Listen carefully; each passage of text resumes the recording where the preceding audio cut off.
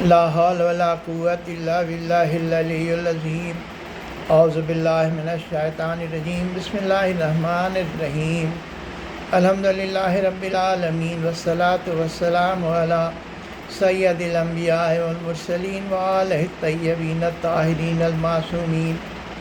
اما بعد فقد قال اللہ تبارک و تعالی فی کتابہ المبین وہو اصدق الصادقین بسم اللہ الرحمن الرحیم شہد اللہ انہ لا الہ الا ہوا والملائکۃ واولی العلم قائما بالقسط ولا الہ الا ہوا العزیز الحکیم اللہم صلی علی محمد وآل محمد۔ میں نے سورہ آل عمران کی آیت نمبر 18 کی تلاوت کا شرف حاصل کیا ہے۔ اللہ رب العزت فرماتا ہے کہ شہد اللہ انہ لا الہ الا ہوا، اللہ خود گواہ ہے کہ اس کے علاوہ کوئی معبود نہیں۔ والملائکۃ واولی العلم، اور ملائکہ اور اولی العلم گواہ ہے کہ قائما بالقسط، کہ وہ عدل کے ساتھ قائم ہے۔ ولا الہ الا ہوا، اور کوئی اس کے علاوہ قابل پرستش نہیں، کوئی معبود نہیں، کسی کی عبادت صحیح نہیں، کوئی عبادت کے لائق نہیں۔ عزیز الحکیم، اور وہ غالب ہے اور حکمت والا ہے۔ ایسے بہت سارے صاحبان علم گزرے ہیں، اور اللہ کے حکم سے ایک حجت دنیا میں ہمیشہ موجود رہی ہے، آج بھی موجود ہے۔ یہ حجت یا اللہ کی طرف سے بھیجے گئے نمائندے یہ ہمیشہ سے اس بات کے گواہ ہیں کہ اللہ کے علاوہ اور کوئی قابل پرستش نہیں۔ امام حسین علیہ السلام کی ذات بھی اللہ کی وحدانیت کی گواہ ہے، اور اس آیہ کریمہ کی مصداق ہے۔ امام حسین علیہ السلام اپنی زندگی میں بھی وہ گواہ تھے، اور اسی جرم میں وہ قتل بھی کر دیے گئے، مرنے کے بعد بھی وہ گواہ ہیں، اور تا قیامت ان کی ذات اس بات کی گواہی دے گی کہ اللہ تعالیٰ کے علاوہ اور کوئی معبود نہیں، کوئی قابل پرستش نہیں۔ جوش ملیح آبادی انہوں نے حسین اور انقلاب کے نام سے ایک مسدس لکھی، جس میں ایک بند جو میں آپ کے سامنے پیش کرنا چاہتا ہوں کہ ہاں وہ حسین جس کا ابد آشنا ثبات، کہتا ہے گاہ گاہ حکیموں سے بھی یہ بات، یعنی درون پردہ صد رنگ کائنات ایک کارساز ذہن ہے، ایک ذی شعور ذات، سجدوں سے کھینچتا ہے جو مسجود کی طرف، تنہا جو ایک اشارہ ہے معبود کی طرف۔ جوش ملیح آبادی کے کہنے کے مطابق امام حسین کی ذات یہ تنہا ہی اللہ کی وحدانیت کی گواہ ہے، اور اس آیہ کریمہ کی مصداق ہے۔ لیکن افسوس کی بات یہ ہے کہ جس طریقے سے امام حسین علیہ السلام کو امت کے ہاتھوں کربلا کی سرزمین پر قتل ہونا پڑا، جسے ہم واقعہ فاجعہ یعنی ایک دردناک واقعہ کہتے ہیں تاریخ میں، اور ہمارا شعار یہ ہے کہ جب ہمارا عزیز کوئی انتقال کرتا ہے تو سبھی لوگ تعزیت پیش کرتے ہیں۔ تعزیت پیش کرنے کا لغوی معنی یہ ہے کہ صبر دلانا، اور صبر دلانے کا طریقہ ہمارے یہاں سب سے اچھا یہی مانا گیا ہے کہ ہم مجلس شہداء، مجلس امام حسین سید الشہداء منعقد کرتے ہیں۔ عزا کا معنی بھی صبر کا ہی ہے، لیکن مجلس عزا یہ مخصوص ہو گئی ہے اصطلاحی طور پر واقعہ کربلا کے ساتھ۔ جب واقعہ کربلا کا ہم بیان کرتے ہیں تو ہم مجلس عزا کرتے ہیں۔ آج بھی موقع وہی ہے کہ چونکہ ہماری بھابھی شاہین بانو مرحومہ کا انتقال ہوا، اور تعزیت کے عنوان سے میری خواہش ہوئی کہ ایک مجلس عزا ویڈیو پر آپ کے سامنے میں پیش کروں اور آپ سے گزارش کروں کہ جو کوئی بھی اس میری ویڈیو کو سنے وہ ایک بار سورہ الحمد اور 3 بار سورہ توحید کی تلاوت کر کے اس کا ثواب شاہین بانو مرحومہ بنت سید ذوالفقار حیدر مرحوم کو بخش دے اور ان کے بلندی درجات اور جوار ائمہ معصوم میں جگہ کے لیے ان کے لیے دعا فرمائے، آمین۔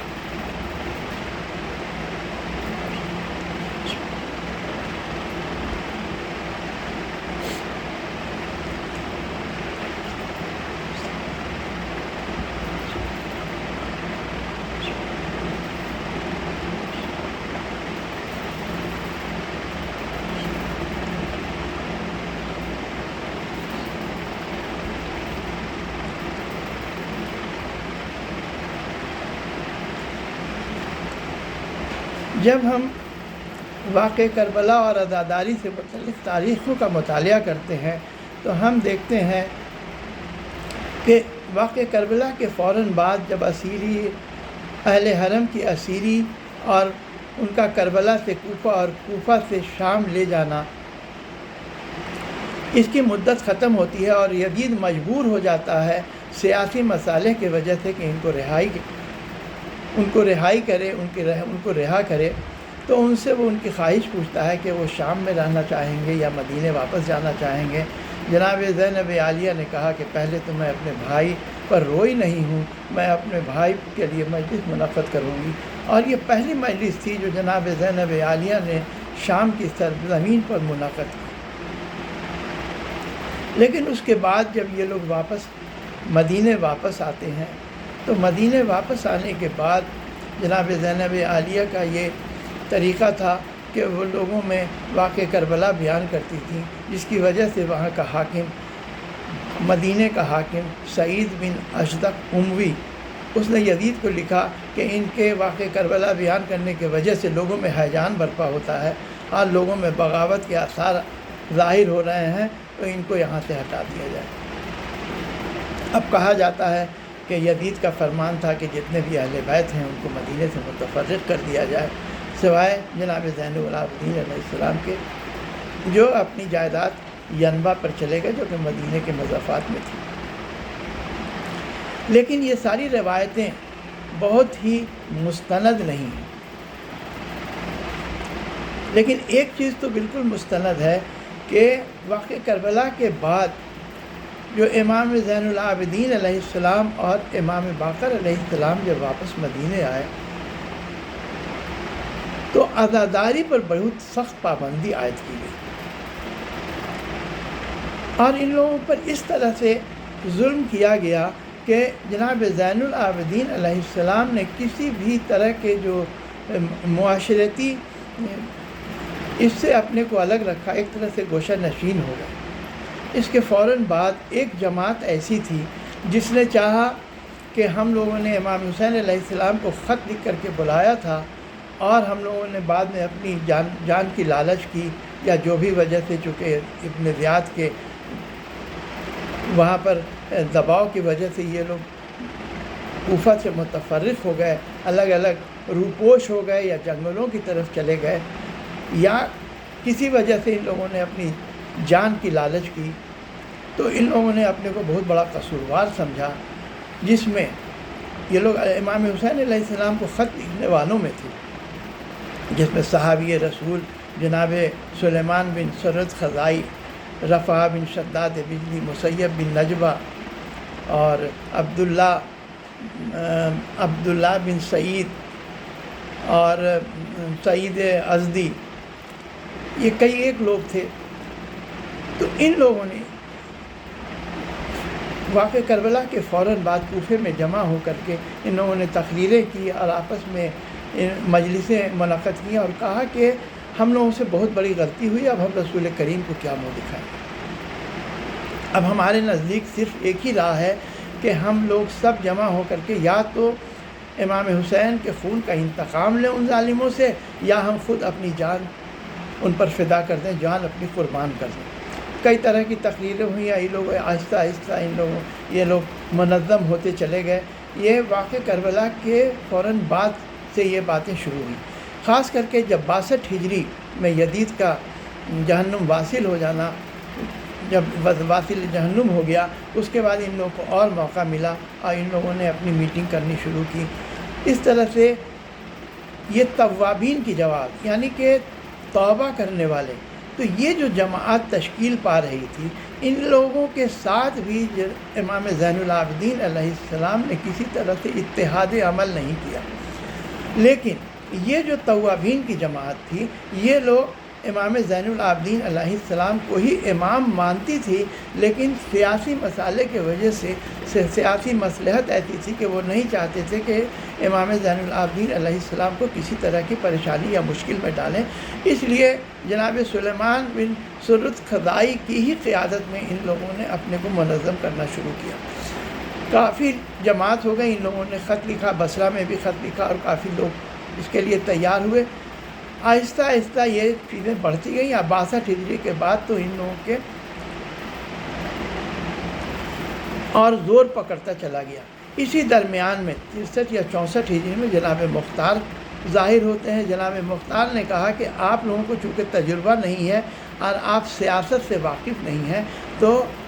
ہم بھی چاہتے ہیں کہ امام حسین کے خون کا انتقام لیں۔ آپ لوگ میرے ساتھ اتحاد عمل کیجیے تاکہ ہم امام حسین کے جتنے بھی قتل میں جو لوگ ملوث ہیں ان سے انتقام لیں۔ لیکن یہ جو توابین تھے، ان لوگوں نے جناب مختار کے ساتھ اتحاد عمل اس لیے نہیں کیا، ساتھ اس لیے نہیں دیا کہ یہ لوگ سمجھ رہے تھے کہ جناب مختار گرچہ کے محب اہل بیت تھے، لیکن ان کا یہ اقدام یہ پوری طرح خلوص پر مبنی نہیں ہے اور اس میں کچھ ان کے سیاسی مقاصد بھی ہیں۔ جبکہ جو توابین تھے ان کا سیاسی مقاصد بالکل کچھ نہیں تھا، وہ صرف 2 باتوں پر عمل کر رہے تھے کہ ہم توبہ کرنے والے ہیں، اسی لیے یہ جماعت توابین کے نام سے جانی گئی تاریخ میں۔ ہم توبہ کرنے والے ہیں، ہم لوگ یا تو ان لوگوں کو ختم کر دیں گے یا خود ہم اپنی جان قربان کر دیں گے امام حسین علیہ السلام پر کہ ہم سے بہت بڑا جرم اور ہم سے بہت بڑا گناہ سرزد ہوا۔ تو اس جماعت کا موقف الگ تھا، اور جناب مختار کا موقف تھا کہ وہ اس کو ایک سیاسی طور پر، ایک سیاسی جماعت کے طور پر منظم کر کے ان لوگوں سے بدلہ لینے کے خواہاں تھے، لیکن ان کے کچھ سیاسی مقاصد بھی تھے۔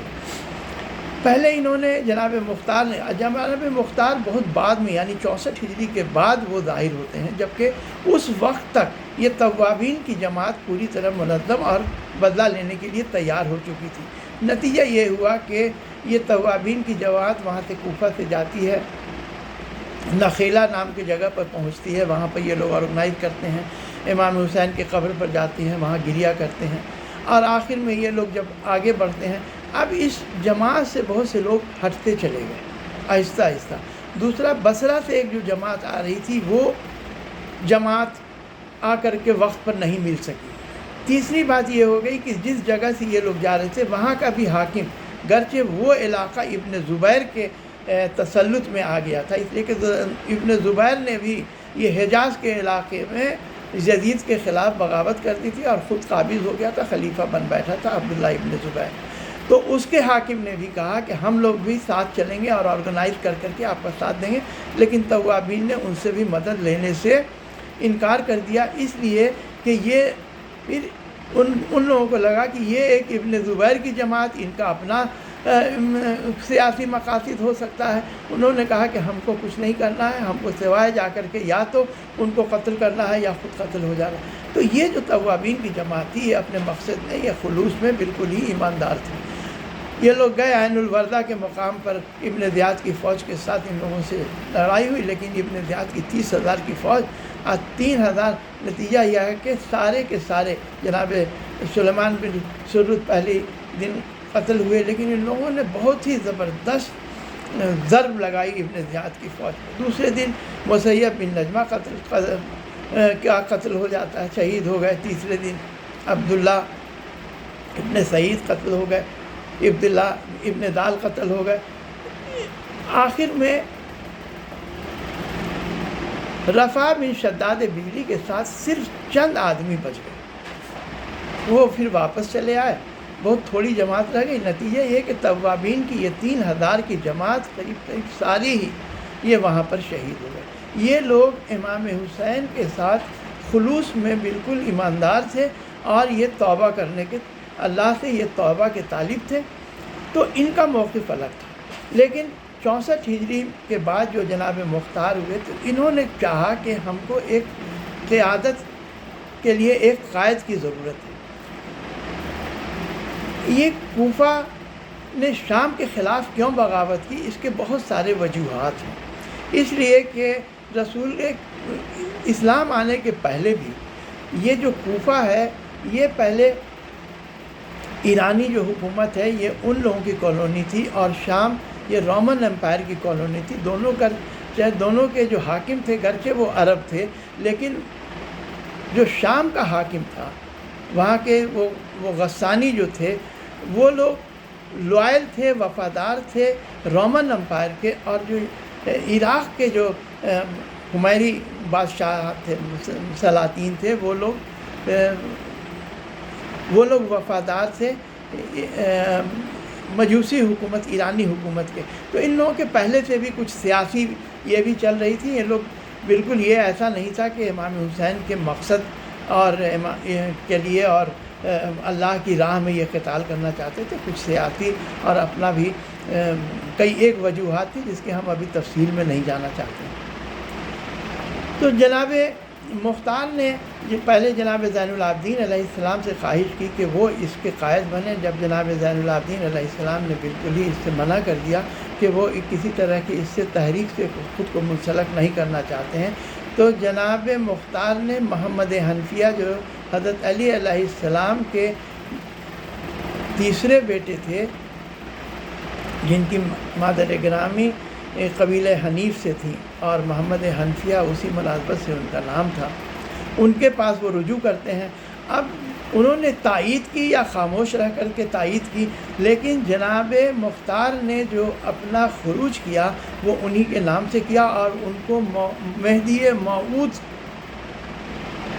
معاشرے میں بتایا کہ یہ مہدی موعود ہے، اور انہوں نے ہم کو اپنا نائب بنایا ہے اور ہم کو اس بات کی اجازت دی ہے کہ ہم امام حسین کے قتل کا بدلہ لیں، جس میں جناب زین العابدین جو روایتیں بتاتی ہیں کہ جناب زین العابدین علیہ السلام اس بات پہ جناب محمد حنفیہ سے خفا بھی تھے۔ بہرحال جو بھی ہوا ہو، تو محمد حنفیہ کے بعد ان کے بیٹا ابو ہاشم انہوں نے امامت کا دعویٰ کیا، اور چونکہ وہ لاولد تھے، بعد میں جناب عباس جو رسول کے چچا تھے، ان کے بیٹا ابن عباس، عبداللہ ابن عباس، ان کا بیٹا ایک علی تھا، وہ بھی سیاسی مقاصد رکھتا تھا۔ اس نے کسی طرح سے ابو ہاشم سے جو اپنے حق میں وہ امامت کا پروانہ لکھوا لیا۔ یہ ایک بہت طویل بات ہے، لیکن اتنی باتیں بالکل مستند ہیں کہ جناب زین العابدین علیہ السلام کو 73 ہجری تک جب عبداللہ ابن زبیر کو قتل کیا ہے، جب وہ مارا گیا ہے مکہ میں یزیدی فوج کے ہاتھ، اس وقت تک جناب زین العابدین علیہ السلام کے حلقے میں ایک کوئی منظم جماعت نہیں تھی، اور ان کو امام ماننے والے کی تعداد بہت ہی کم تھی۔ خود خاندان بنی ہاشم میں بھی بہت زیادہ تفرقہ تھا، یہ ایک الگ موضوع ہے۔ 73 ہجری تک، 73 ہجری کے بعد امام زین العابدین علیہ السلام کے حلقے میں کچھ لوگ آتے گئے، آہستہ آہستہ کر کے وہ ان کی امامت کے قائل ہوتے گئے۔ اس درمیان میں امام زین العابدین علیہ السلام کبھی بھی اپنے منصب سے غافل نہیں ہوئے، گرچہ ان کے پاس ظاہری اقتدار تو نہیں تھا، لیکن انہوں نے چونکہ اللہ کی طرف سے وہ منصب کے حامل تھے، وہ امام وقت تھے، اس لیے انہوں نے اپنی دعاؤں کو تبلیغ کا ذریعہ بنایا اور الہیات کا لوگوں کو درس دیا کرتے تھے۔ ان کی دعائیں صحیفہ سجادیہ یا صحیفہ کاملہ کے صورت میں آج بھی موجود ہیں، جو کہ اللہ تعالیٰ کے وحدانیت کے لیے، الہیات کے لیے لوگ کہتے ہیں کہ یہ بالکل ہی غیر معمولی دعائیں ہیں، جس کو الازہر یونیورسٹی کے اہل سنت علماء نے بھی سنا ہے، اور ان لوگوں نے بھی کہا کہ آج تک ہم لوگ ایسی دعاؤں سے ناواقف تھے، اور یہ شیعوں کے ہاں ایسے ایسے خزانے موجود ہیں، ہم لوگ اس سے واقف نہیں ہیں۔ کہنے کا مطلب ہے کہ گرچہ امام زین العابدین علیہ السلام کے زمانے میں ایک منظم طرح سے عزاداری ہوتی تھی، ایسا کہیں روایت ملتی نہیں ہے، لیکن اس کے بعد امام زین العابدین علیہ السلام کے بعد امام باقر علیہ السلام کا زمانہ آیا۔ اس وقت بھی حالات خود اہل بیت، خاندان اہل بیت میں کچھ عجیب سی صورتحال تھی۔ جناب زید بن زین العابدین علیہ السلام کے جو بیٹا تھے زید، انہوں نے خروج کیا حشام ابن عبد الملک کے، یہ 129 ہجری کا واقعہ ہے، کیا، گرچہ وہ کہا جاتا ہے کہ وہ امر بالمعروف اور نہی عن المنکر کے لیے کیا، لیکن وہ بھی شہید کر دیے گیا، اور کناسہ میں ان کی لاش کو جلا کر کے اور پھانسی دے دیا گیا۔ ان کے بیٹا پھر بعد میں یحییٰ بن زید نے خروج کیا، وہ بھی شہید کر دیے گئے۔ دوسرا ایک جناب امام حسن کی اولاد میں ملتا ہے کہ ان کے جناب امام حسن کے جو بیٹا تھے حسن مصنع، جو کہ کربلا میں بھی تھے اور زخمی بھی ہوئے تھے، بعد میں جن کی زوجہ جناب فاطمہ بنت حسین تھی، یہ جناب حسن مصنع کے ایک بیٹا تھے عبداللہ، جو عبداللہ محض کہے جاتے تھے۔ ان کو کسی طرح سے یہ ذہن میں آ گیا کہ ان کے بیٹا محمد، جو کہ نفس زکیہ کہے جاتے ہیں، یہ نفس زکیہ مہدی موعود ہیں، اور انہوں نے جناب جعفر صادق علیہ السلام کا وہ زمانہ تھا، انہوں نے اس وقت کہا جعفر صادق علیہ السلام کو کہ آپ اس کی بیعت کیجئے، یہ مہدی موعود ہے۔ تو انہوں نے کہا کہ چچا یہ وہ وقت نہیں ہے، اور یہ آپ کے بیٹا مہدی موعود نہیں۔ تو نفس زکیہ نے بھی خروج کیا۔ اس وقت کا جو حاکم بنی عباس کا تھا منصور دوانقی، گرچہ وہ خروج بھی ناکام ہوا۔ تو اس طرح کی جو انتشار کسی صورت تھی اس وقت،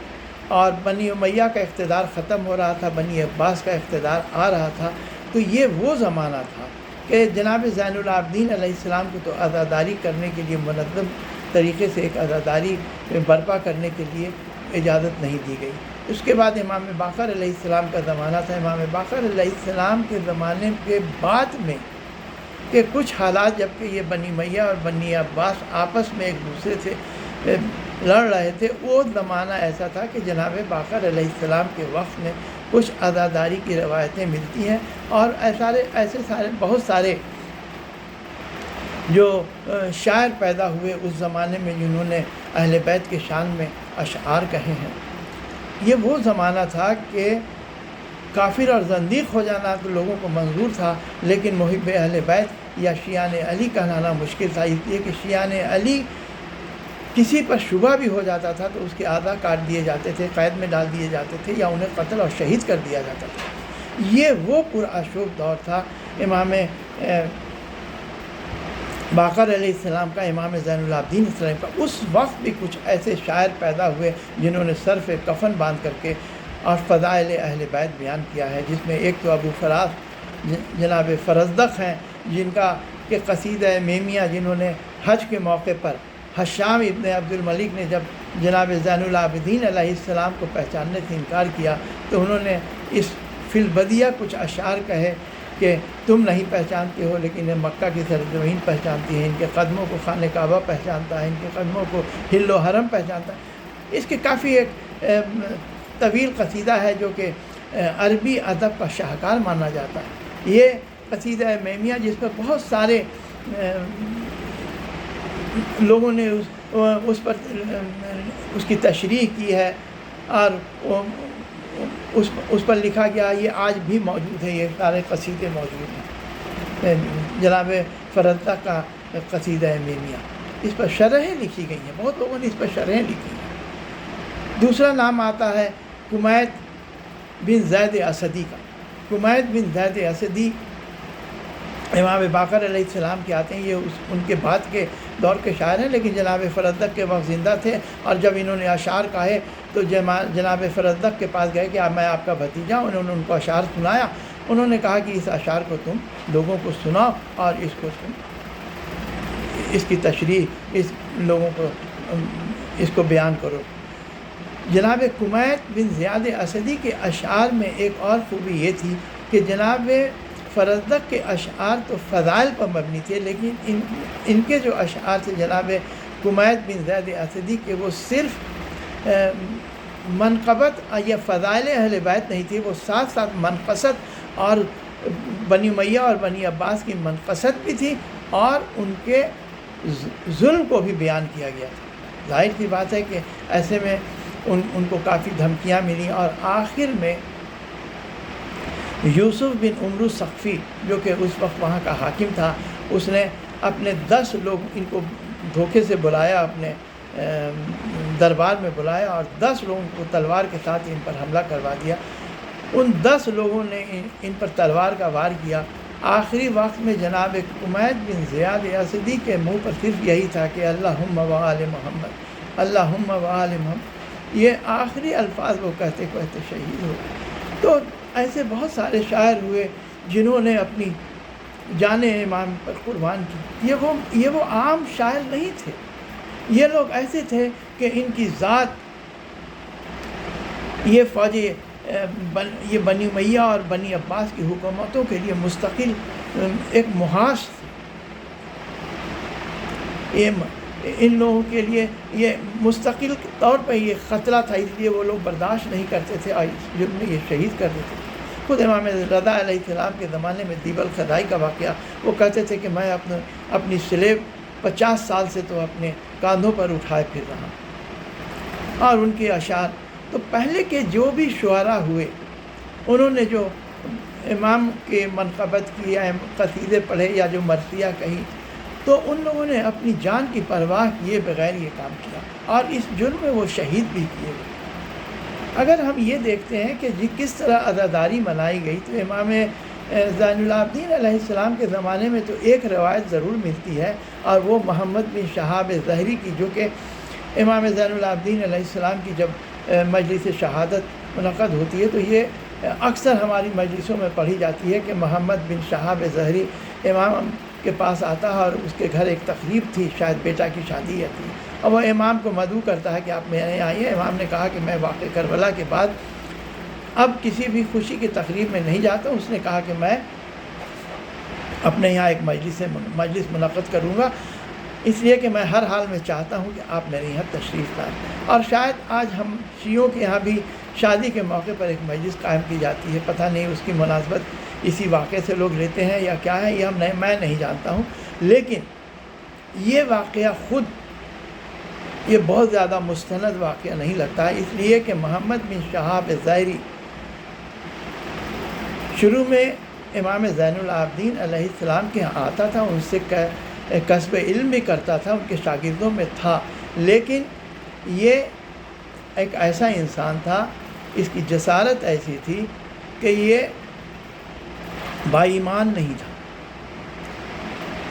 اور یہ مقرب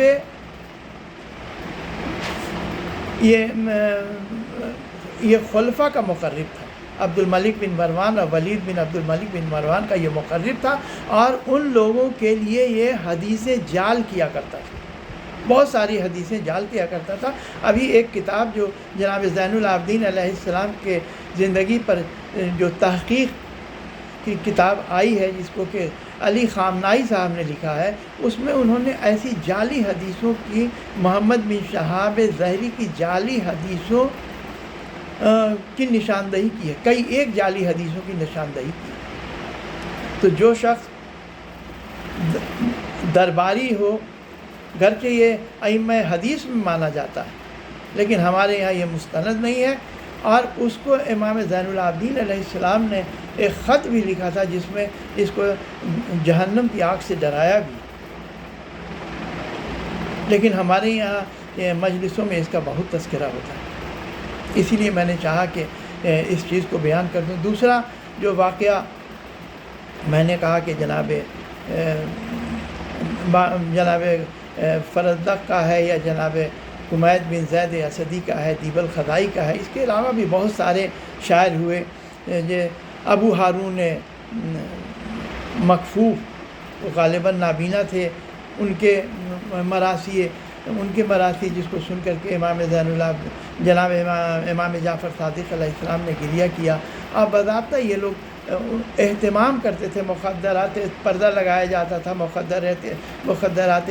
عصمت بیٹھتی تھی پردہ کے پیچھے اور مجلس منعقد ہوتی تھی. لیکن غیبت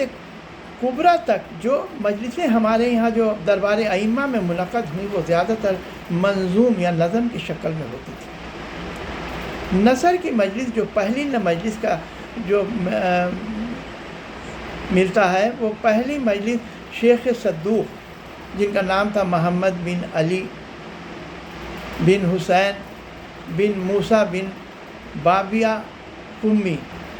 جن کو کہ ہم لوگ محمد بن علی بابیہ قمی کہتے ہیں. اور جناب علی بن بابیہ قمی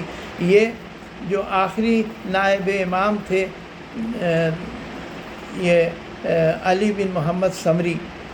ان کے ہم اثر میں تھے. اور 329 ہجری میں جیسے ہی محمد بن علی بن محمد سمری کا انتقال ہوتا ہے، اسی وقت یہ شیخ صدوق کے والد علی بن بابیہ قمی اور اس کے ساتھ ساتھ ابن نما اور محمد بن قلو جعفری ان لوگ سب کا انتقال ہوتا ہے. گویا کہ شیعت کے میں بہت سارے علماء کا انتقال 329 ہجری میں ہوتا ہے. اس کے بعد کا 305 سے 381 ہجری کا جو دور ہے اس میں جناب شیخ صدوق کا دور ہے. شیخ صدوق نے نثر میں مجلس کی سب سے پہلے بنیاد ڈالی. ان کا طریقہ یہ تھا کہ وہ مجلسیں بیان کرتے تھے، بیان سید الشہداء کرتے تھے اور ایک کاتب کو بیٹھا لیتے تھے جو کہ لکھتا جاتا تھا. ان کی اس طرح سے ایک کافی ذخیرہ اس عمل کو کہ ایک کاتب لکھتا جائے اور جب جو ذاکر بیان کرتا جائے اور کاتب لکھتا جائے تو اس کو املا کرنا کہتے ہیں، اور یہ املا کی جمع ہے امالی. تو اس طرح سے جب ایک کافی ذخیرہ ہو گیا تو اس ذخیرے کو کتابی شکل دے دی گئی. آج بھی امالی شیخ صدوق ہمارے یہاں موجود ہے، ہم لوگ اس سے پڑھتے ہیں. اس کا اردو ترجمہ بھی ہو چکا ہے. جو ذاکری کی تاریخ ہے وہ امام جعفر صادق علیہ السلام کے زمانے میں تو ایک منظم طور پر عزاداری، اس کے بعد امام موسیٰ کاظم علیہ السلام کا جو دور آتا ہے، امام موسیٰ کاظم علیہ السلام کا دور بہت ہی شیعت کے لیے بہت ہی خراب دور تھا. وہ ہارون رشید کا دور تھا. ہارون رشید اہل بیت کا دشمن تھا. اس نے امام حسین کی قبر کو مزار کو بھی صدمہ پہنچایا. اس نے بالکل عزاداری پر جو ہے پوری طرح سے بین لگا رکھا تھا، کسی کو اجازت نہیں. اس لیے امام موسیٰ کاظم علیہ السلام کے زمانے میں عزاداری منظم طرح سے ہوتی تھی، اس کی کوئی روایت نہیں ملتی ہے. امام رضا علیہ السلام کو ہارون رشید کا بیٹا مامون نے جب اپنا وارث بنایا کہ اس کے بعد جو ہے آپ کو اپنے سیاسی مصلحت کے بنا پر، تو ان کو کچھ موقع ملے اور اس میں کچھ روایتیں ملتی ہیں جو امام رضا علیہ السلام کے وقت میں عزاداری کو فروغ ہوا.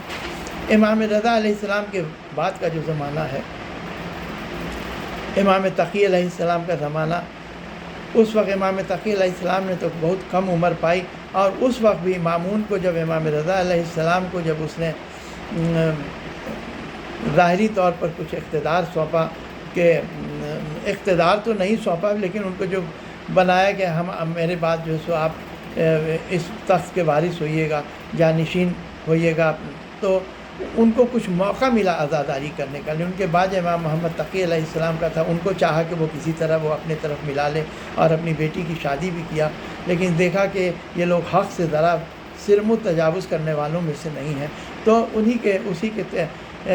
ذریعہ اس کو بنی عباس نے امام تقی علیہ السلام کو زہر دلوا دیا. ان کے بعد کا زمانہ امام نقی علیہ السلام، امام عسکری علیہ السلام کا تھا، تو وہ تو زیادہ قید میں ہی گزرا، ان لوگوں کو بھی عزاداری کا موقع نہیں ملا. امام حسن عسکری علیہ السلام کا زمانہ تو خاص کر متوکل عباسی کا زمانہ تھا، جو کہ جس نے کہ امام حسین علیہ السلام کی قبر پر پانی چھڑوایا اور پوری طرح سے قبر کو منظم کیا اور چاہتا کہ کسی طرح نیست و نابود کر دے. اور اسی دشمنی اہل بیت کی وجہ سے اس کے بیٹا کے ہاتھوں وہ جہنم واصل ہوا. یہ سارے ایک بہت ہی تاریخ یہ ہے جو عزاداری کی تاریخ ہم دیتے ہیں کہ کبھی کبھی تو عزاداری کی اجازت ملی اور کبھی پوری طرح سے پابندی ہو گئی۔ یہ بھی ایک وجہ بنی کہ جب لوگوں میں عزاداری نہیں کرنے کی وجہ سے جذبات گھٹ کے رہے اور اچانک جب اجازت مل گئی تو ان لوگوں نے پوری طرح سے اپنے جذبات کا مظاہرہ کیا۔ عزاداری کے آج 1400 سال تک زندہ رہنے کے ایک یہ بھی عوامل بتائے جاتے ہیں، ایک یہ بھی وجہ بتائی جاتی ہیں۔ اب آج کا ویڈیو تو بہت زیادہ دیر کا ہو گیا، اس لیے ہم یہیں پر ختم کرتے ہیں۔ صرف ایک بات یہ بتا دیں کہ جناب زینب صلوات اللہ علیہا جب واپس آئیں مدینے سے تو ان کو یزید نے وہاں رہنے نہیں دیا اور کہا گیا کہ آپ مدینہ چھوڑ دیجیے۔ لیکن افسوس کی بات یہ ہے کہ کوئی بھی روایت نہیں بتاتی ہے کہ جناب زینب صلوات اللہ علیہا اس کے بعد کہاں رہی، گرچہ وہ بہت کم دن مشکل سے واقع کربلا کے بعد 1 سال زندہ رہیں۔ 62 ہجری کے رجب میں ان کا انتقال بتایا جاتا ہے۔ اس بیچ میں اب ان کی کہاں ان کے مدفن ہے یہ آج تک نہیں معلوم ہو سکا۔ صاحب ایوان شیعہ جو محسن عاملی صاحب ہے وہ تو کہتے ہیں کہ نہیں، جناب زینب صلوات اللہ علیہ مدینے میں ہی دفن ہے، اس لیے کہ شام سے مدینہ آنے کی روایت تو بالکل ہی ثابت ہے، لیکن مدینے سے باہر جانے کی کوئی مستند روایت نہیں ملتی ہے، اس لیے زیادہ احتمال یہی ہے کہ وہ مدینے میں ہی ان کا مدفن ہے۔ دوسری روایت لوگ کہتے ہیں کہ نہیں، وہ شام جا رہی تھیں اور شام جانے کا بھی واقعہ جو ہے تو کئی ایک علت بتائی جاتی ہے۔ کسی نے کہا کہ چونکہ مدینے میں قحط پڑ گیا تھا اس لیے وہ شام کی طرف انہوں نے سفر اختیار کیا، لیکن یہ بھی بہت ساری وجوہات کے بنا سے پر یہ بعید بات ہے۔ دوسری بتائی جاتی ہے کہ مصر میں ان کی قبر ہے۔ جب سعید بن اشدق کی شکایت پر یزید نے ان کو کہا کہ ان کو وہاں کہا کہ آپ مدینہ سے چلی جائیں، انہوں نے مصر جانا منظور کیا اور مصر میں جب وہاں پر گئی ہیں تو وہاں کا جو والی مصر تھا سلمہ بن مخلد، وہ ان کو ایک قریہ ہے عباسی قریہ، وہاں آ کر کے اس نے ان لوگوں کا پذیرائی کی، اپنے محل میں ٹھہرایا اور کہا جاتا ہے کہ قناطر صبا نام کی ایک جگہ پر ان کا مدفن ہے، لیکن کوئی بھی روایتیں وہ یہ نہیں ہے۔ یہ بڑے مظلومیت کی بات ہے کہ کوئی بھی امام حضرت علی علیہ السلام کی قبر کا پتہ چلا امام جعفر صادق کئی سو سال کے بعد، 100 سال کے بعد یا اس سے بھی زیادہ، 100 سال سے زیادہ کے بعد امام جعفر صادق علیہ السلام کے دور میں پتہ چلا۔ جناب فاطمہ زہرا صلوات اللہ علیہ کی قبر کا نشان آج تک ہمیں نہیں معلوم ہے۔ جناب زینب صلوات اللہ علیہ کا مدفن کہاں ہے ہمیں نہیں معلوم ہے۔ ہم سمجھتے ہیں کہ شام میں ہے، لیکن شام میں جو ابھی روضہ جناب زینب علیہ السلام کا ہے اس روضے میں 6 قبریں ہیں۔ کون سی قبر ہے؟ کہا جاتا ہے کہ کوئی ایک قبر اس میں ہے، لیکن اس کی بھی بہت ساری روایتیں ہیں۔ انشاءاللہ پھر کبھی اس کی تفصیل میں ہم گفتگو کریں گے۔ یہ مظلومیت تھی جناب زینب صلوات اللہ علیہ کی۔ وجہ یہ ہوئی کہ جو زینب صلوات اللہ علیہ نے جو جہاد کیا، جناب زینب صلوات اللہ علیہ کا جو جہاد ہے وہ تاریخ میں، اس لیے کہ رسول خدا کی خود حدیث ہے کہ سب سے بڑا جہاد ظالم حاکم کے منہ پر اس کے ظلم کو بتانا اور اس کی تحدید کرنا۔ اور جناب زینب علیہ السلام نے جو ابن زیاد کے دربار میں جو خطبہ دیا، جب اس نے طنز کیا جناب زینب صلوات اللہ علیہ پر کہ آخر اللہ نے کس طرح کا آپ لوگوں کے ساتھ سلوک کیا، تو انہوں نے کہا کہ جواب دیا ہے کہ کیا سلوک کیا، ما رأیت الا جمیلا، میں تو سوائے اچھائی کے اور کچھ نہیں دیکھتی ہوں اللہ کی طرف سے۔ جن لوگوں کے اللہ تعالیٰ نے جن کے قسمت میں شہادت نصیب لکھ دی تھی، سب کو شہادت نصیب نہیں ہوتی ہے، شہادت لکھ دی تھی، وہ اپنے پیر کے سے چل کر کے میدان میں گئے اور شہید ہوئے۔ اور تو بہت جلد تو اللہ سے ملاقات کرے گا اور دیکھ لے گا اس وقت کہ کون کس کو اللہ تعالیٰ نے جو فوقیت دی ہے، اللہ تعالیٰ کے نزدیک کون آگے ہے جب، اور کون جہنم واصل ہوتا ہے۔ اسی طرح جناب زینب صلوات اللہ علیہ نے جب یزید کے سامنے جا کر کے یہ کہا کہ جو انہوں نے جو قرآن کی آیت پڑھی کہ اے یزید آج تو بہت اترا رہا ہے، تو انہوں نے کہا کہ بسم اللہ الرحمن الرحیم ولا یحسبن الذین کفروا انا نملی لہم لیزدادوا ولا یحسبن الذین کفروا انما نملی لہم، یہ جو کافر ہیں یہ بہت خوش نہیں ہوں جو اللہ تعالیٰ نے ڈھیل دے رکھی ہے، انما نملی لہم لیزدادوا کفرا، اس لیے ڈھیل دیکھ رکھی ہے کہ وہ اپنے کفر میں اور بڑھتے چلے جائیں۔ وَلَهُمْ عَذَابٌ مُّهِينٌ، اور ان کے لیے تو رسوا کرنے والا عذاب ہے۔ یہ جناب زینب صلوات اللہ علیہ کا جہاد تھا، جس کو کہ شاعر مشرق علامہ اقبال کہتے ہیں کہ کربلا کا جب پورا اس کو سمرائز کرتے ہیں تو وہ کہتے ہیں کہ حدیث عشق دو بابس، کربلا و دمشق یک حسین رقم کر دیگری زینب، انا للہ و انا الیہ راجعون، رضا بقضائہ و تسلیما۔